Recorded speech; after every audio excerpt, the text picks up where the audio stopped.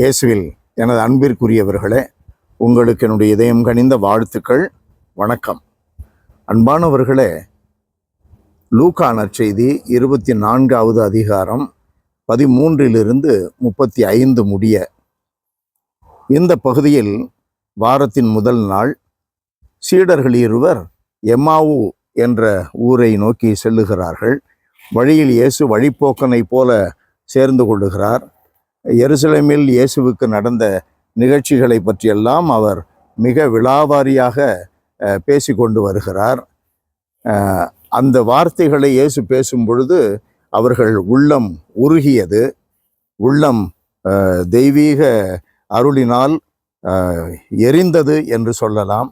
அந்த சூழலில் எம்மாவு ஊரடைந்தார்கள். வீட்டிற்குள்ளே சென்றார்கள். இயேசுவை தங்களோடு தங்க அவர்கள் வலியுறுத்துகிறார்கள். ஆண்டவர் இயேசு அப்பத்தை எடுத்து பிடும் பொழுது ஆண்டவர் இயேசு யாரோ ஒருவர் அல்ல, ஆண்டவர் இயேசு என்று கண்டுகொள்ளுகிறார்கள். இது இன்றைய நற்செய்தி பகுதி. அன்பிற்குரியவர்களே, நாம் உண்ணும் பொழுதெல்லாம் இயேசுவை காண வேண்டும். காரணம், அந்த உணவு நமக்கு கடவுள் கொடுத்தது.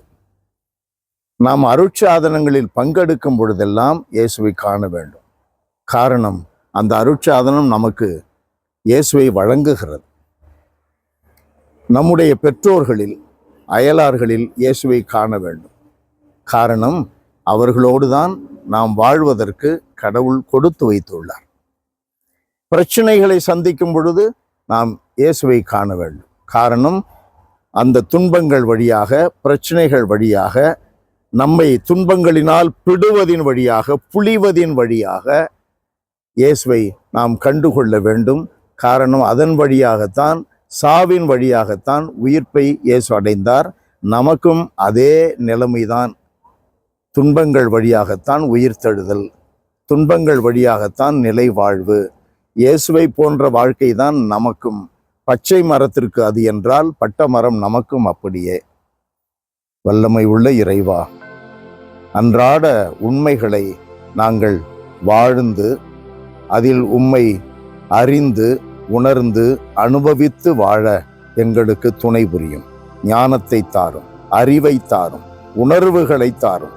இயேசுவின் நாமத்தில் ஜெபிக்கிறோம் பிதாவே. ஆமென். ஆமென்.